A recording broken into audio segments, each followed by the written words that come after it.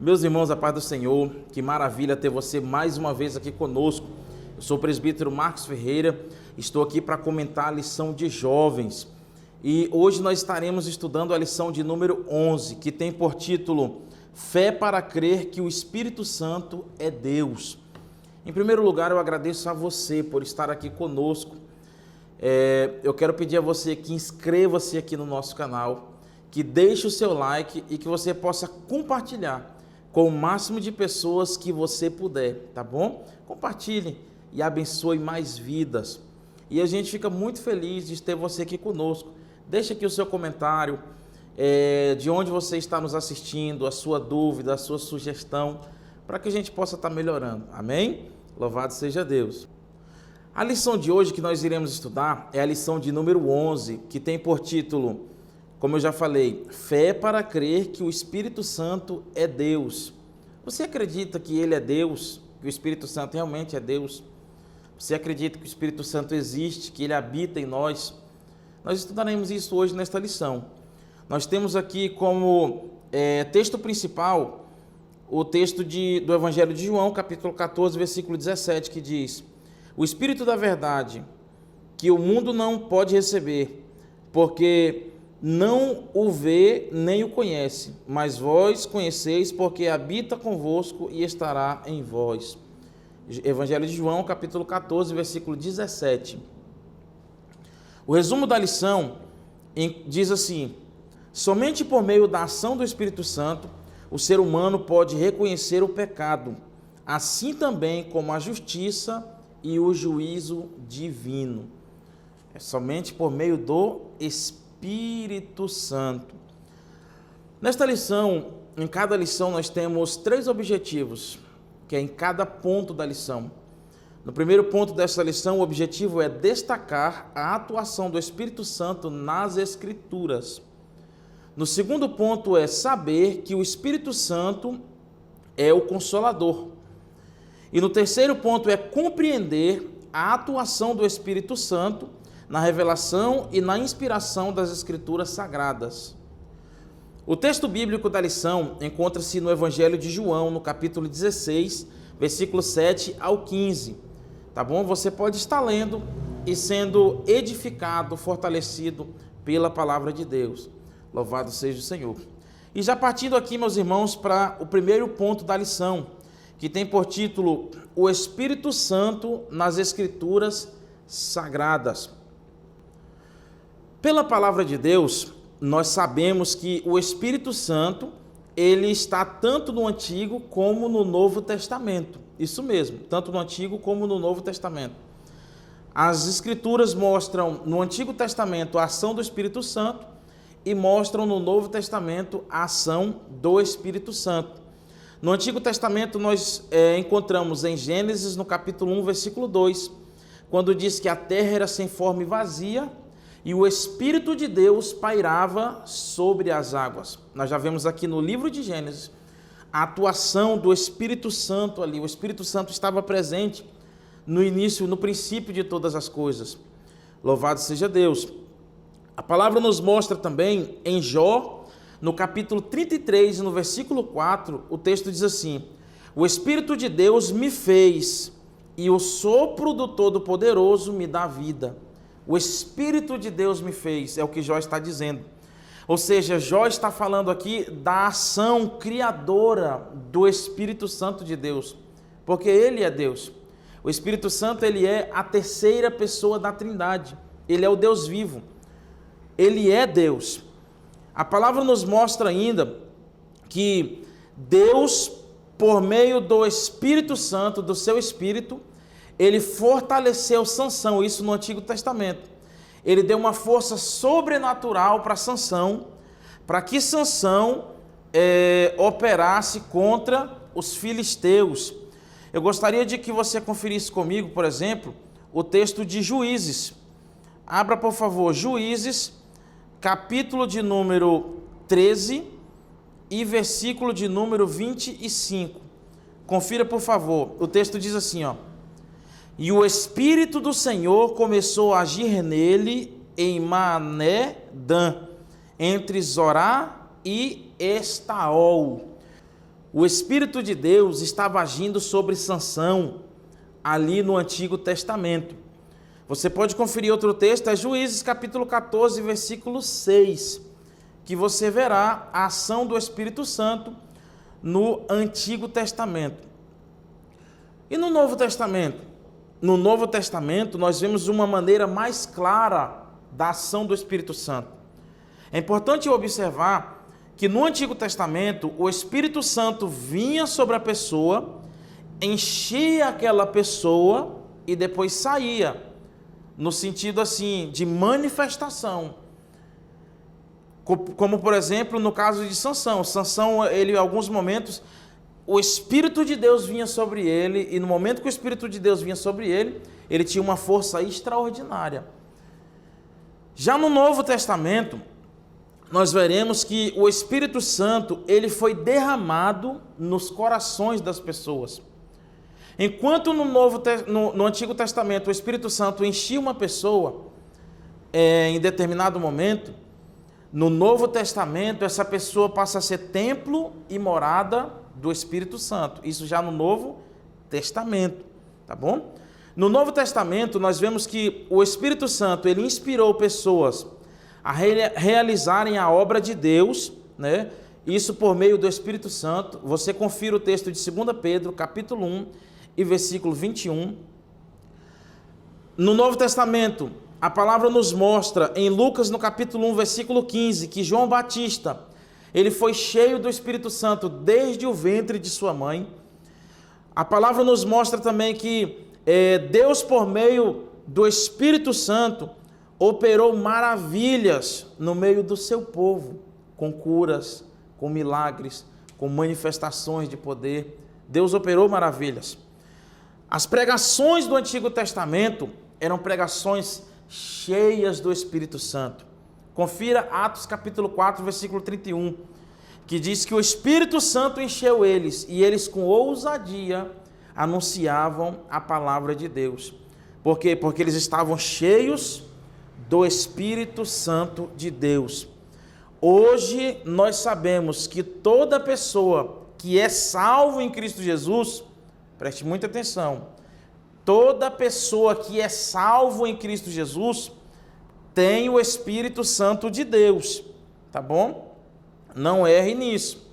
Uma vez eu fui questionado por uma pessoa, um irmão crente fiel ao Senhor, ele nunca tinha sido batizado com o Espírito Santo, ou seja, ter experiência do falar em línguas. Ele não tinha sido batizado no Espírito Santo. Porém, ele acreditava que, devido a ele não ser batizado no Espírito Santo, ele acreditava que não tinha o Espírito Santo. E a palavra nos mostra em Romanos capítulo 8, versículo 9, que o texto diz que aquele que não é de Cristo não tem o Espírito de Cristo, né? Pois a pessoa que é de Jesus, ele tem o Espírito de Deus, ele tem o Espírito Santo. É impossível você ser um crente salvo sem a presença do Espírito Santo na sua vida. Porque todo salvo tem o Espírito Santo de Deus na sua vida. Amém? Estou falando do salvo, crente, que vai morar no céu. Essa pessoa tem o Espírito Santo de Deus na sua vida. E quando é que nós recebemos o Espírito Santo? Nós recebemos o Espírito Santo no dia em que nós aceitamos a Jesus como nosso Senhor e Salvador. Isso mesmo. No dia em que você se rendeu a Jesus, você recebeu em sua vida o Espírito Santo de Deus. Que maravilha, né? Que privilégio. E a palavra nos mostra que Deus operou maravilhas por meio do Espírito Santo na vida de Jesus. Ou seja, o Espírito Santo esteve sempre presente na vida de Jesus. Confira, por favor, Lucas capítulo 1, versículo 35 e Mateus capítulo 1, versículo 20. O Espírito Santo, ele estava ativamente ali na encarnação de Jesus, ou seja, fazendo parte do nascimento de Cristo, gerando no ventre de Maria o nosso Senhor e Salvador Jesus Cristo. O Espírito Santo revestiu Jesus para que Jesus cumprisse o seu ministério terreno. Confira Lucas capítulo 3, versículo 22, ali no batismo nas águas. O Espírito Santo veio sobre Jesus como forma de pomba, revestindo o nosso Senhor. Por meio do Espírito Santo, Jesus operou maravilhas. Isso mesmo. Confira aí Lucas capítulo 5, versículo 17, Lucas capítulo 6, versículo 19 e Mateus capítulo 12, versículo 28. São referências que você pode anotar. O Espírito Santo, ele esteve presente na ressurreição de Jesus. Confira Romanos 8 e 11, Efésios 1 e 20. Ou seja, na vida de Jesus, o Espírito Santo estava presente. É por isso que é importante eu e você termos comunhão com o Espírito Santo de Deus. Amém? Já partindo aqui para o segundo ponto da lição, que tem por título o Espírito Santo como Consolador. Ele é o nosso Consolador. A palavra Paráclito, ela tem um significado de advogado, aquele que defende. A palavra nos mostra que Jesus, ele é o nosso Consolador. No Evangelho de João, no capítulo 14, versículo 26, Jesus, ele promete que enviaria outro Consolador, ou seja, alguém com o mesmo poder, mesma autoridade, com a mesma essência. Ali era o nosso Senhor Jesus Cristo enviando o Espírito Santo, o Consolador. Ele nos consola. Nos nossos momentos de dificuldades, de aflições, nos nossos momentos de tristezas, o Espírito Santo nos consola, nos conforta. Ele nos ajuda em todo instante nas nossas vidas. O Salmo 30, verso 5 diz: o choro pode durar uma noite, mas a alegria ela vem pela manhã. Ou seja, pela manhã nós temos consolo, né? Nós temos a presença do Espírito Santo. Louvado seja Deus. A palavra nos mostra ainda em Atos, no capítulo 1, versículo 8. Preste muita atenção. Em João, no capítulo 14, versículo 26, o Espírito Santo é uma promessa, assim como estava em Joel 2 e 28. Em João, capítulo 14, versículo 26, Jesus promete que enviaria o Consolador. Em Atos, no capítulo 1, versículo 8, Jesus ele fala para os discípulos irem para Jerusalém, para eles estarem ali até descer o Espírito Santo, que eles seriam revestidos de poder para ser testemunhas do poder, da bondade, da misericórdia de Deus, para eles ser testemunhas de Jesus Cristo. E a palavra ainda nos mostra que em Atos, no capítulo 2, acontece o derramar do Espírito Santo, ou seja, o Espírito Santo vindo batizar o seu povo, o Espírito Santo ali enchendo o seu povo, que estava em oração, que estava buscando a presença, buscando o Senhor. Em Atos, no capítulo 2, acontece uma manifestação extraordinária, pois as pessoas que estavam ali em oração, eles foram cheios do Espírito Santo naquele dia. As outras pessoas que estavam ao redor ficaram surpresas, admirados, alguns críticos dizendo que aquelas pessoas estavam embriagadas, mas não era isso. Era o quê? Era o poder de Deus, o poder do Espírito Santo. O Espírito Santo descendo na igreja. Louvado seja Deus. Isto é uma bênção, é uma maravilha. E é importante nós, como cristãos, termos a presença do Espírito Santo, pois nós, como cristãos, nós estamos em guerra. Isso mesmo, nós estamos em guerra. Nós temos 3 inimigos que são ferozes, que não brincam. Temos 3 inimigos que eles são inimigos mortais, posso dizer assim. Quais são esses inimigos? Nós temos a carne como nosso inimigo. Martinho Lutero, certa vez, ele disse assim, ele pensava que o velho homem, ou seja, a natureza carnal dele, a natureza da carne, o velho homem morreria no batismo, mas ele descobriu que o velho homem sabia nadar. Ou seja, nós temos a carne como nosso inimigo, que quer reinar todo dia em nós, todo dia ela quer florescer. É o inimigo que temos dentro de nós. Somos cristãos, mas esse instinto de Adão ainda está dentro de nós. Outro inimigo que nós temos é o mundo. A Bíblia diz que o mundo jaz no maligno. O mundo ele tem muitas propostas para oferecer prazeres, riquezas. Não que riqueza seja pecado, mas a riqueza usada para o mal, para o pecado, para a lascívia, para o adultério, para o engano, para a morte, isso é pecado. A riqueza sem Deus é pecado. O mundo ele oferece muitos prazeres, é por isso que em 1 de João, no capítulo 2, versículo 15, a palavra diz: não ameis o mundo e nem o que há no mundo. O mundo ele é o nosso inimigo, que tenta nos seduzir, que tenta nos enganar. É por isso que Tiago ele diz assim, que aquele que quer ser amigo do mundo, torna-se inimigo de Deus. A palavra nos mostra ainda que nós temos outro inimigo, que é o diabo. Em 1 Pedro capítulo 5, versículo 8, diz que ele está ao nosso derredor, bramando como leão e procurando a quem possa tragar. Nós temos esses três inimigos que todos os dias batalham contra as nossas vidas. E como que nós vamos vencer eles? Pelo poder do Espírito Santo. A Bíblia diz em Gálatas capítulo 5, a Bíblia diz que nós, capítulo 5, versículo 16 ao 18, que a gente deve se encher do Espírito, que nós enchendo do Espírito, nós não cumpriremos o desejo da carne. Ou seja, nós temos que ter uma vida cheia do Espírito Santo de Deus, para podermos vencer. Se você quer vencer o diabo, a carne e o mundo, o segredo é ter relacionamento com o Espírito Santo de Deus. Louvado seja o Senhor. Amém? Então, essa é a palavra que eu tenho para você. Busque a presença do Espírito Santo de Deus. Seja cheio do Espírito Santo de Deus. Busque a presença dele, pois nós, todos os dias, precisamos da presença do Espírito Santo. Louvado seja o Senhor Jesus. Eu fico muito feliz, pois o Espírito Santo, ele é o nosso companheiro, o nosso consolador, e ele está dentro de nós. Que maravilha, né? Que privilégio. Bendito seja Deus. Já partindo aqui para o terceiro ponto da lição, que tem por título o Espírito Santo na revelação e na inspiração das Escrituras Sagradas.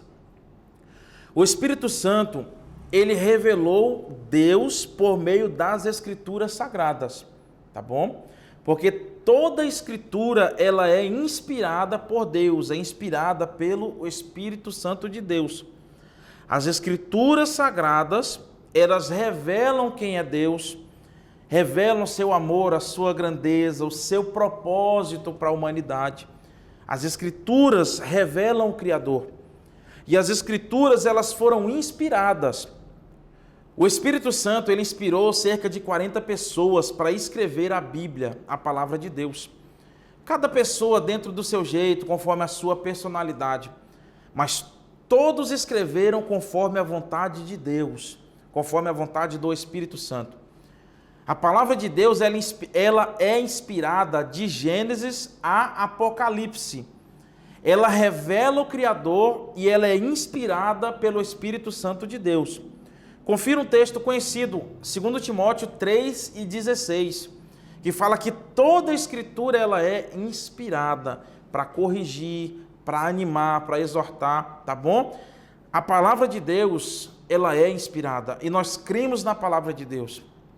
E a própria palavra nos mostra que o Espírito Santo, ele agiu no meio do povo no Antigo Testamento, ele teve a sua ação no Antigo Testamento, e ele teve uma manifestação maior, mais clara no Novo Testamento.